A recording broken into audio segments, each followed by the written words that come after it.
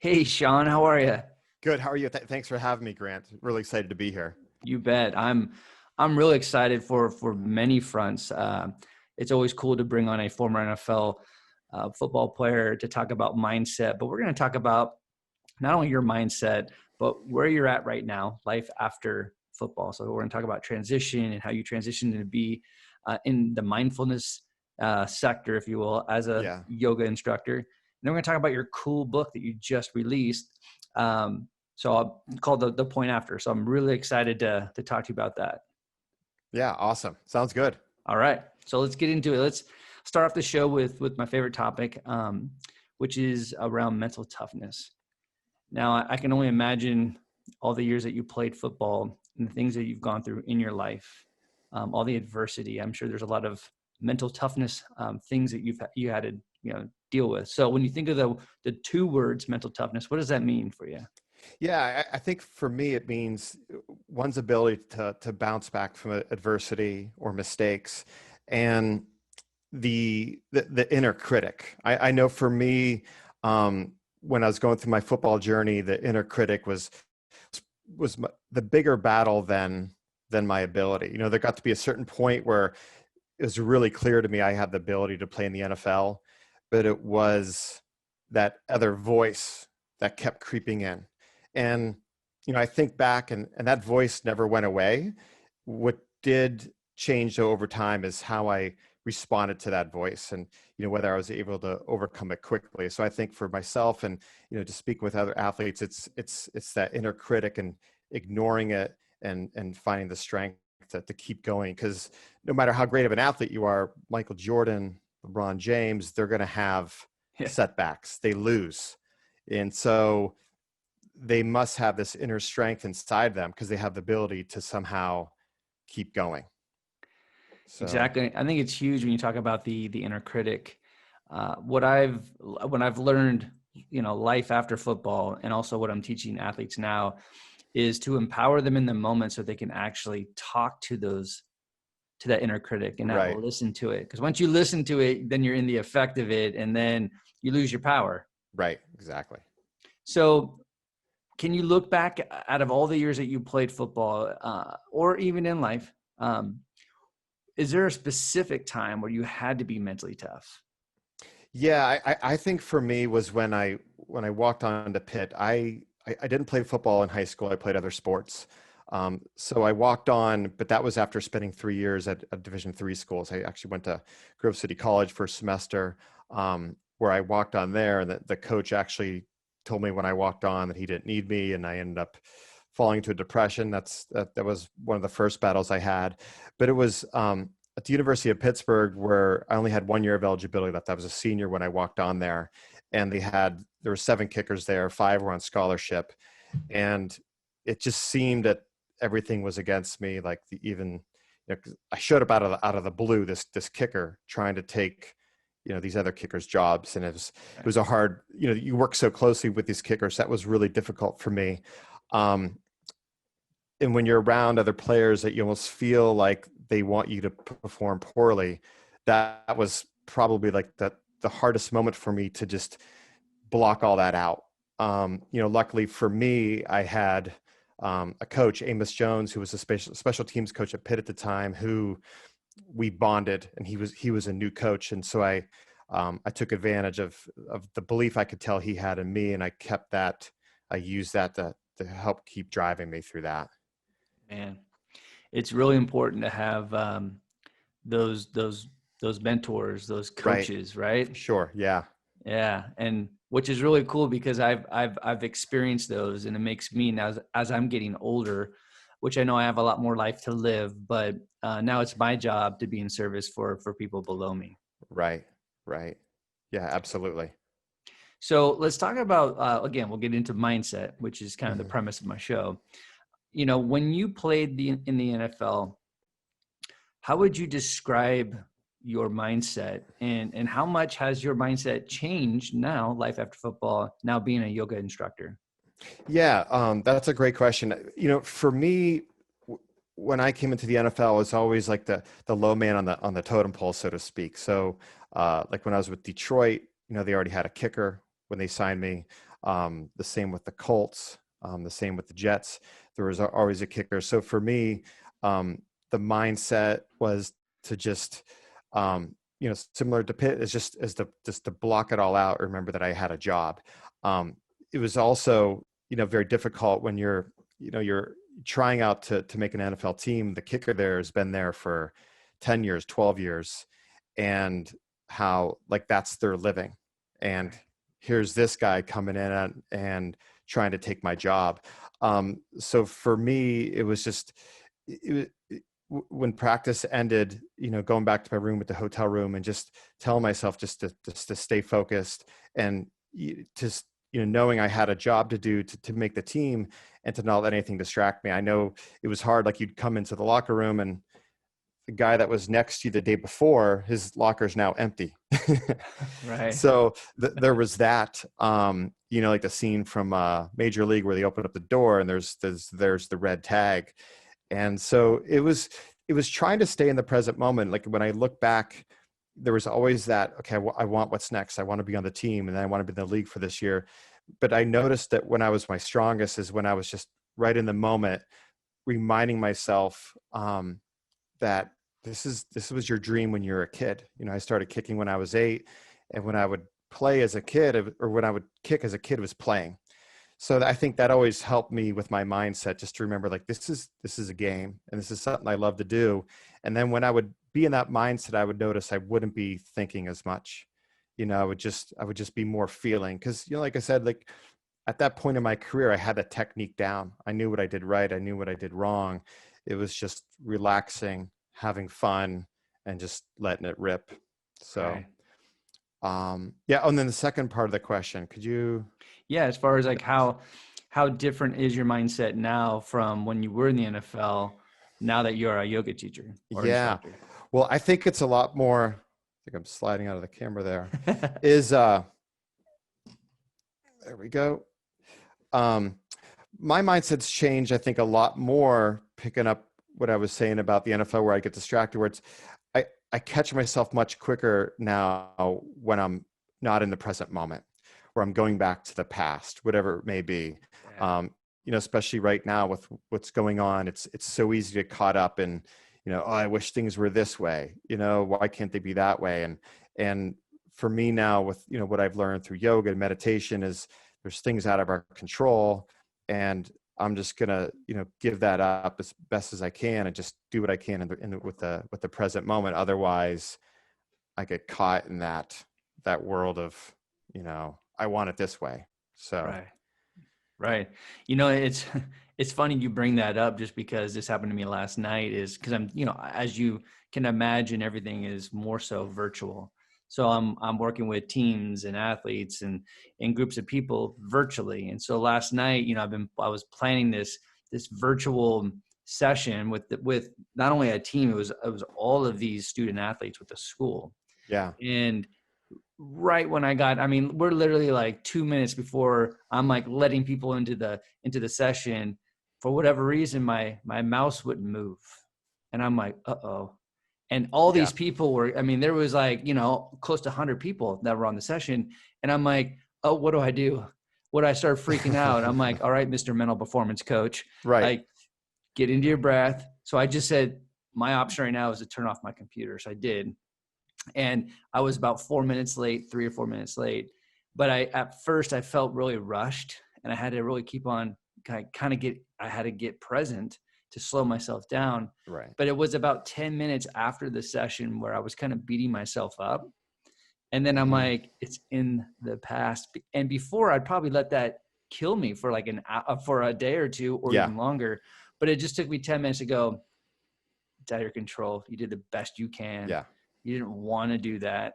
It happened, and you're good. Like you're good, man. Like you learn from it, move on. So it's that awareness now. Maybe it's because we have more wisdom and we've done a lot of this work, Right.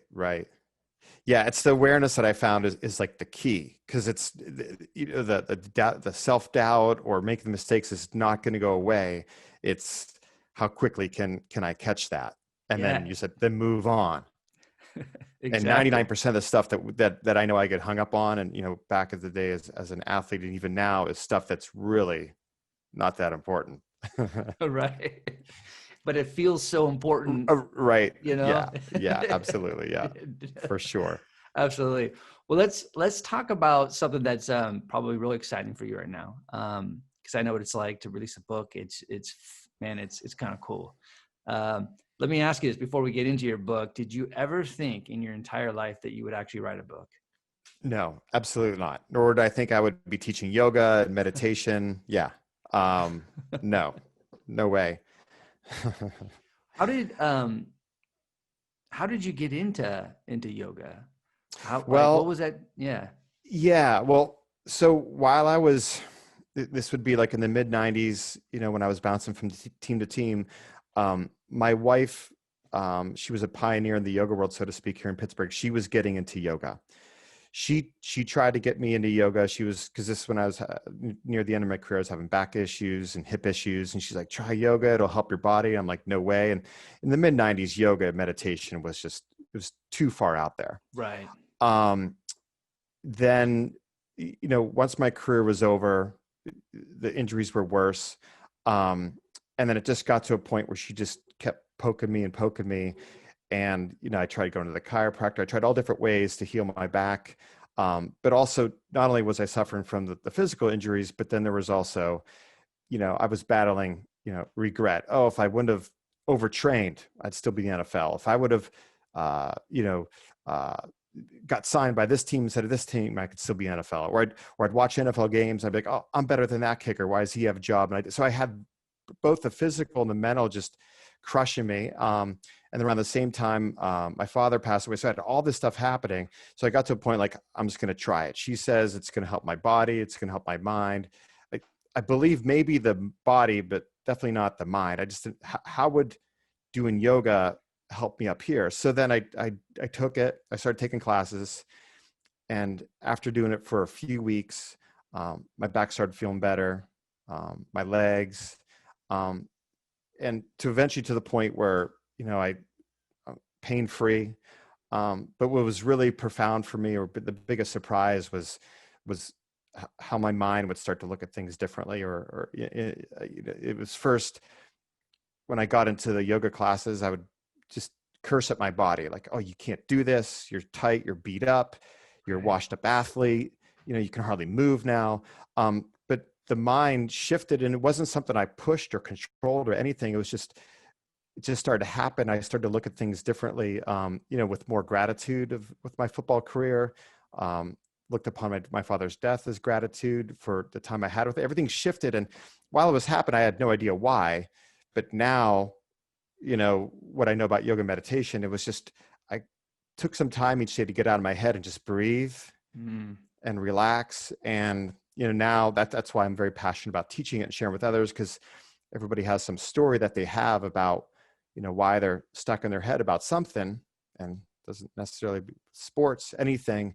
And so that's why I teach it now. But that's what really got me into yoga. Now I'm hooked on it, and this is the career now. So I love it. I love it.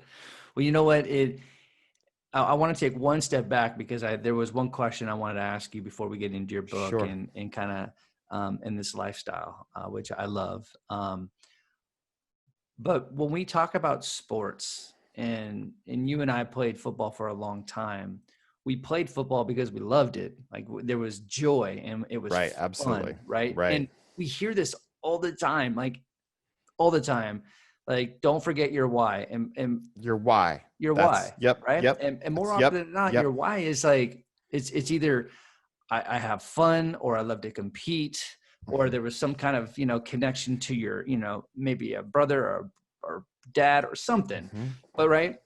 So for me, like, I realized, like, when I started to lose that fun, right, that's when I started to go, I don't know if I want to do this anymore. And then there was other dynamics that played into my decision of leaving football.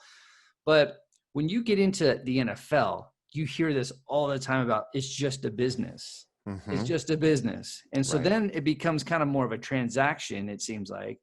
And there's more pressure to it. How do you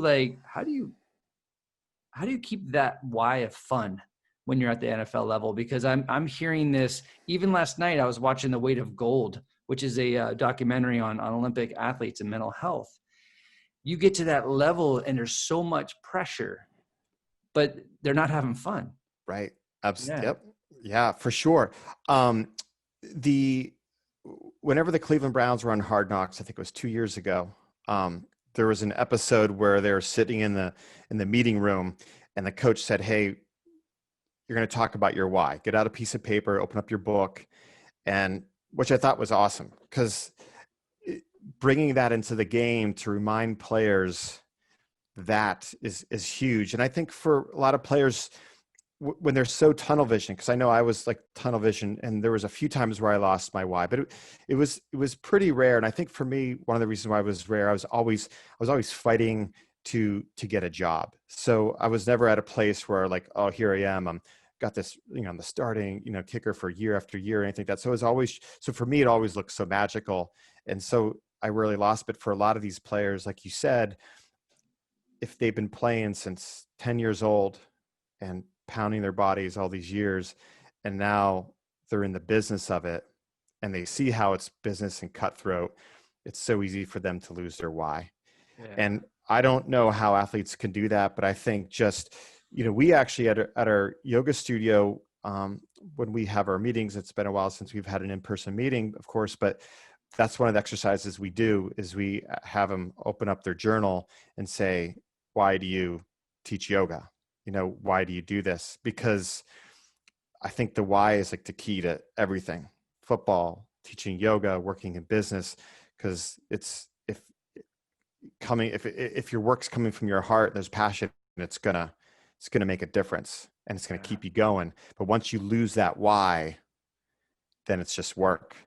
But to answer your question, I'm not sure if I did that, but like, for me, it was just, I just kept reminding myself how much fun I had. When I had a tryout with the New York Jets, this is when I was near the end of my career and I was really struggling, and it was all about, I want to be a Jet now, because this is it. It's my last chance. And then I'll live in New York City. My wife went to Fordham, and we'll live happily ever after. But I remember the night before my tryout with them, lying in the hotel room there in bed, like my pre-night self-talk, I remember just like imagining when I was like a little kid, and I used to walk to the field when I was like 12 years old and just kicking until the sun went down.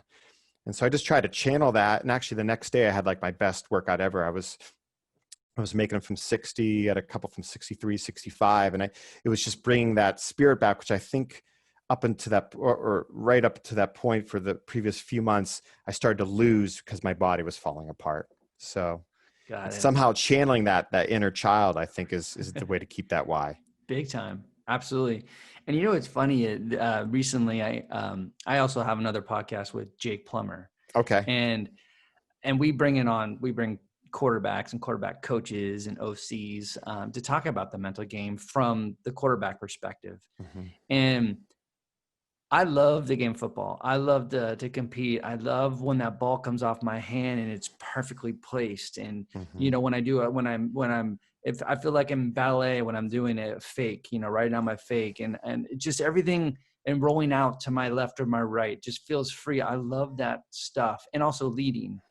But when I'm on some of these shows, and I was just editing a show yesterday, and we were talking to a particular quarterback that was rattling off plays, like really long plays, and it gave me anxiety. I'm 46 years old. I haven't played football since I was in my early 20s. And I'm like, that's what I didn't like. like just hearing the play just gave me anxiety, because that was probably, to me, was the hardest part, was to make sure that I was calling those plays right. And then remember the snap count when I'm just walking 2 or 3, 4 feet from the huddle. There was just a lot going on. So there was like this anxiety that came. It's funny how that works, right? Yeah.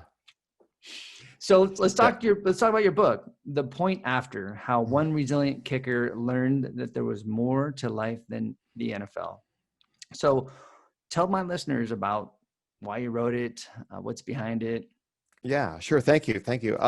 So I started writing the book it was actually 8 years ago. And the whole idea initially was just to be a how-to yoga book with like how to do certain yoga practices, how to meditate.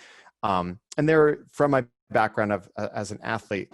But 3 years into writing the book, I gave it to a yoga teacher friend who was also a writer. And she said, no, you got it all wrong.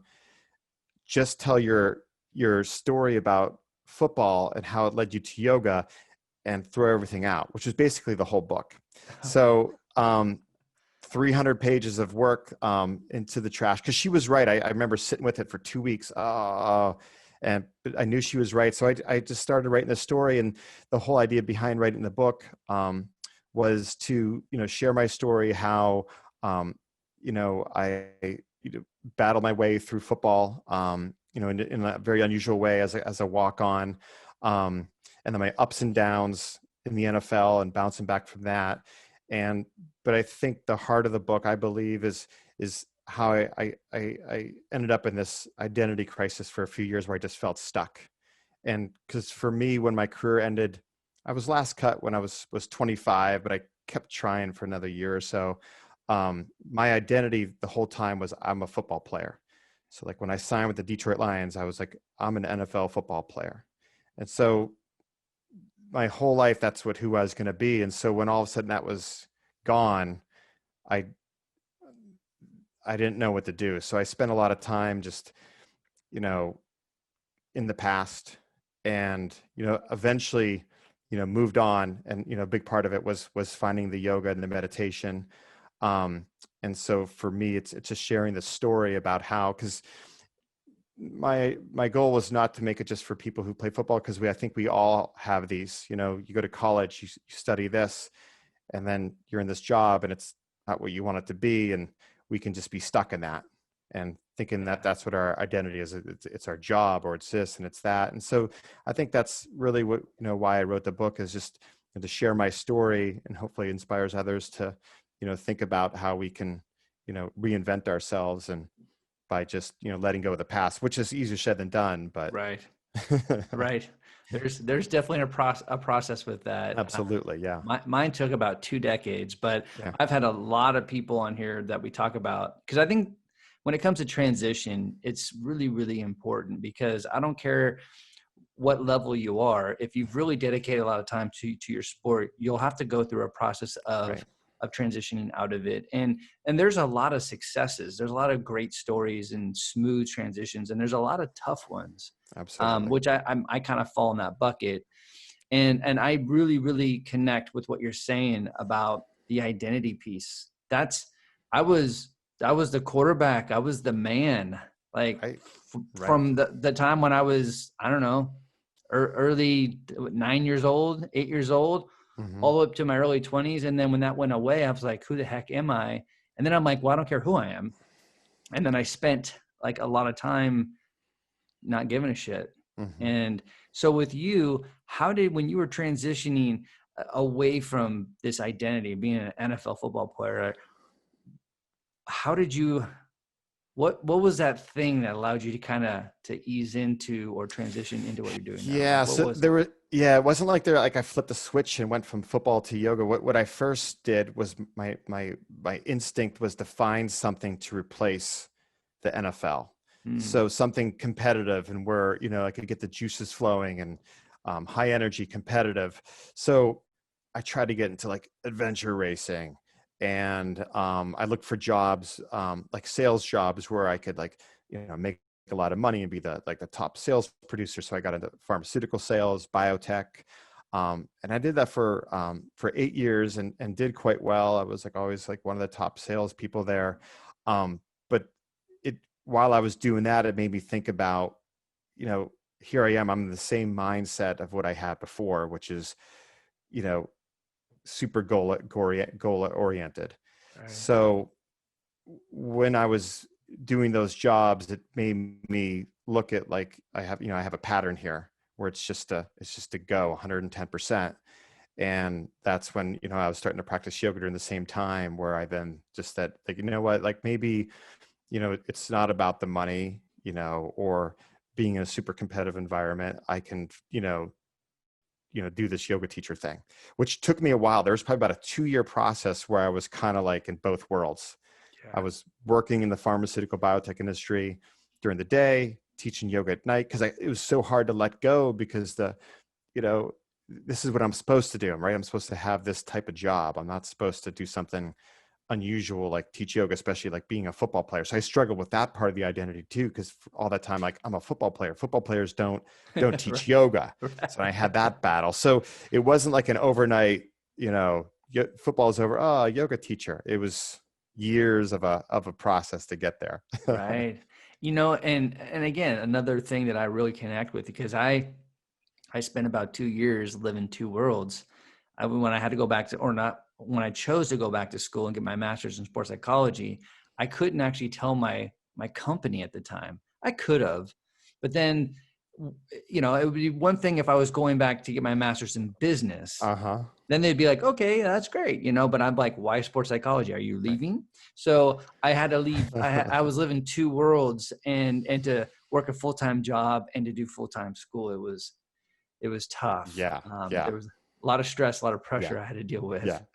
Which I think that's an awesome story, because I think that's the why again, and like for me, like when I was, shifting towards yoga, like my why when I was working in the pharmaceutical industry was not really something that got me excited.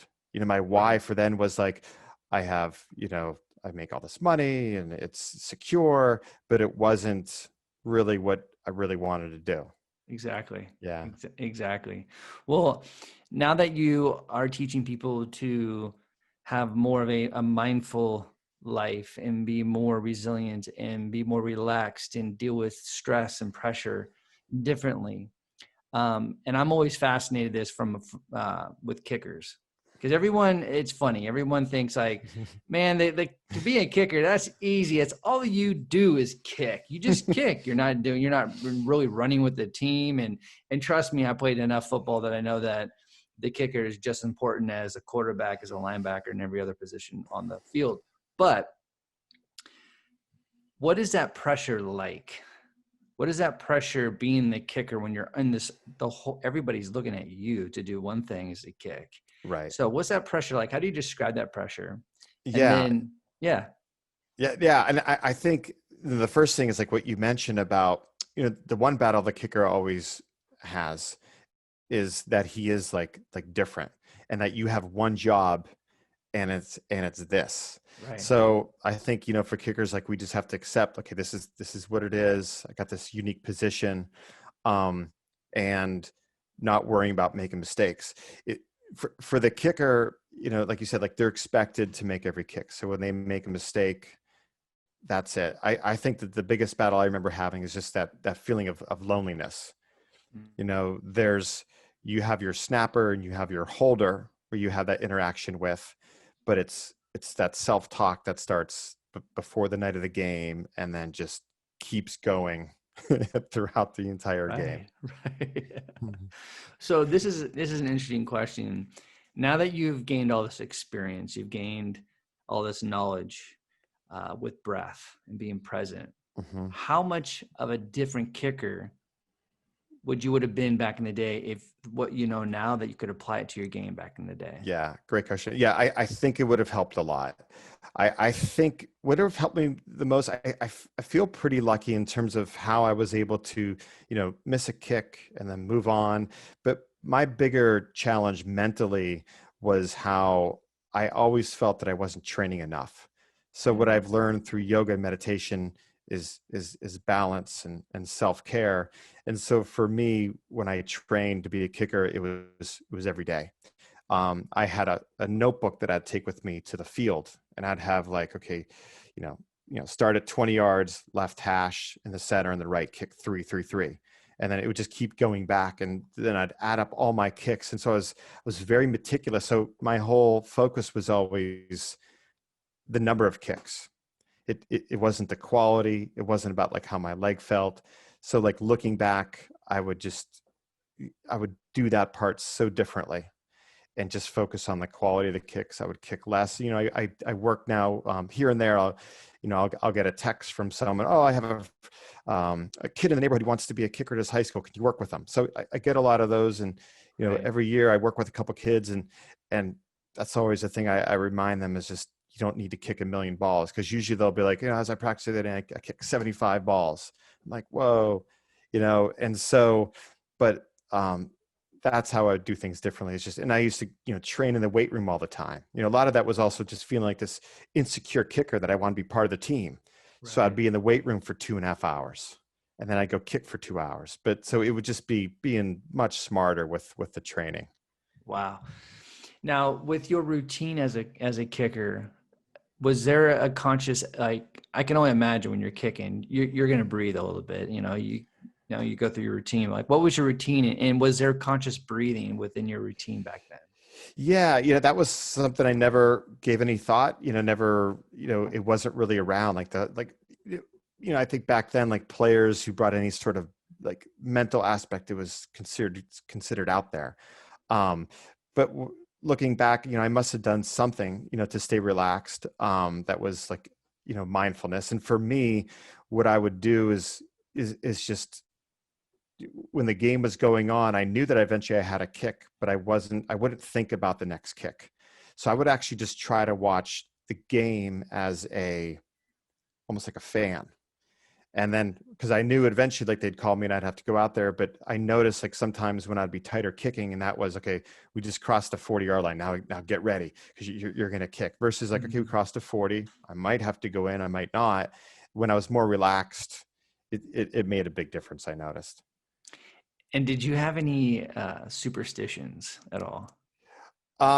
It was how I put on my cleats beforehand. Like this one I had to go on first, the plant foot first, the right foot. And then also, I had a t-shirt that I wore under my jersey for years that my friend gave me. He went to the Duke Canisius basketball game, and he gave it to me back in like the mid '80s. And I wore that shirt for like 10 years, no matter how Wow. bad it looked. And why I did that, I have no idea. I must have like at one point made a kick and then I just kept it, but it was Right. more of a rag by the end of my career than. I had Jeff Reed on my show, probably like a year ago or so, and he was he was great, but he was sharing with me his superstition. He was like, us kickers can get pretty superstitious like baseball players, but he said, I would always at halftime, I would change the sock on my leg, and that new sock kind of gave me, regardless what that first half was like for me, it gave me a new leg. And he Yeah. goes, and if I did miss at all in the first half, during halftime, I would go where I missed that kick. I would kick it 3 times. Mm, I would have to do that yeah. so I can like let go of it, so I can actually have a Right. fresh second half. Yeah. Yeah. It's interesting because like, I mean, that's a mental part of the game, but even maybe he didn't think he was, but it was something that was very mindful to like a process to let it go. It's Yeah. fascinating. Yeah. Right. And what also is really funny, and maybe this resonates with you as well, but he's like, what I learned as a football player in the NFL, which I didn't know that I was going to get into, was that I turned into a weatherman. And I was like, what do you mean? He's like, I was checking the weather every single day, because it changes depending where we're going to play, especially being in Pittsburgh. It's, Right. it's very volatile. So he goes, that was one thing that I always knew what the weather was going to be like. Yeah. Yeah. Oh yeah, yeah. I mean, I grew up in Erie, which I actually think helped me quite a bit. That's right on the lake, 2 hours north of Pittsburgh, Right. and so I would kick year round. So I used to kick on sheets of ice and snow, and so the weather in that part of the country as a kicker is a whole different ball game than so many other places. But I used to do the same thing, like before a game, pick up the grass, and throw it, and walk around, look at all the flags, and Right. Reading the defense is right, what I right. call it. So when you think about reflection, I love asking this question, because I think this is how we grow, is when we reflect. And so when you reflect on your whole career, even as a yoga instructor, what do you think you've learned the most about yourself? I think, yeah, for me, it's especially as an athlete, it was getting caught up too much in where I was going or the mistakes I made in the past. And I think that's like what I've learned the most, is that it's it's a waste of time being in that other place. And so for me now, especially yoga's reinforced it, is just catching myself quicker now when I go there. And it could even be with, if I'm driving my son to his baseball game, and I'm thinking of something else, and he asked me a question, and I don't hear his question. Before I probably didn't bother me, but little stuff like that. But now I try to catch myself and be like, if this is where I am now, and he's asking me a question, I want to be fully present. So I try to bring that into everything I do in life now is to be fully there, because I know what it's like to just be caught up in that place where I'm there, but I'm not really there, and it still happens. Right. I still get there, but it's just try to catch myself as quickly as possible, pull myself out of it, and be right there. Exactly. It's just kind of like, I'm with you. With negativity, it's not going to go away. It's going to be there. Just how long are you going to choose to be with it? Right. And, when you get out of focus, it's going to happen. How long are you going to stay out of focus? How are you going to get back into the present? Right. Right. With all these tools that you've learned, because you've talked about, being present and letting go of the past and being grateful and being resilient. Do you feel, now that you have all these tools, do you feel more that you have more emotional space? Yes. Yeah. I feel, in terms of just being more, by emotional space, you mean just being more, in touch with that, in tune with like feeling more? Yeah, that. And also, I think when we have more emotional space, we have more fluidity in our life. We can move throughout the universe smoothly. And again, if the way that I look at it, if we do have a lot of emotional space, then we're not really hanging on to shit. We let that go. So we just feel more free. Right. No, absolutely. I've noticed now that it, just I'm able to quickly let stuff roll out. That and I don't know if this is more from just getting older too, where things would get me more upset than in the past. But now I feel like it's okay to be angry for a moment, but just notice that, work with it, like let it go. But yeah, absolutely. It's funny how that process goes, because it's very simple. It's just it's the law of two easies. It's really easy to do, and it's really easy not to do. Right. Man, this is great. I wish I could spend more time with you, because I know there's so much more about your career and so much more what you're doing now to affect people, that I'd love to possibly have you back on the show again. Yeah, absolutely. But how can my listeners learn more about your yoga practice, follow you on social media, and buy your book? Oh, yeah. Thank you very much. On my website everything's right there, SeanConley.net. The book's there. There's links to, we've moved all of our classes online, so they can do that online. And there's some information there on meditation. One thing, about the yoga meditation, I'm sure about, is, I teach one style, but what I always say to people who are getting new into yoga or meditation is to try different ones. I know for me, the first couple of yoga classes I wasn't so crazy about, but it was not the yoga. It was just, it wasn't for me. So just trying out all the different opportunities until you find one that works for you. What's the style or framework that you teach? So power yoga. So it's very physical. And one of the reasons why I got into that was, I wanted something to replace the football. So it's hard. You sweat. There's a lot of, there's push-ups and those kind of movements. However, we do add in, because that style of yoga attracts a lot of type A personalities, like similar to myself, who are pushers, but we add in meditation at the end. For me, I'd like to get a lot of energy out. So it's a challenging class, yet at the end, we spend about 20 minutes on the floor doing floor poses, and we always end with a meditation. So it brings it together. So the first part's like a moving meditation with the challenging movements, and then it ends more with passive restorative movements. So, got it. Yeah. Awesome. Well, Sean, thank you for sharing your journey and your thank mindset. You. Thanks for your time. It was a lot of fun. This was awesome. And we'll have to talk, share more football stories. Absolutely. 100%. Good luck to you with your book. Thank you. I appreciate it. Had a good time. Thanks. All right. Take care, Grant. See you. Bye-bye.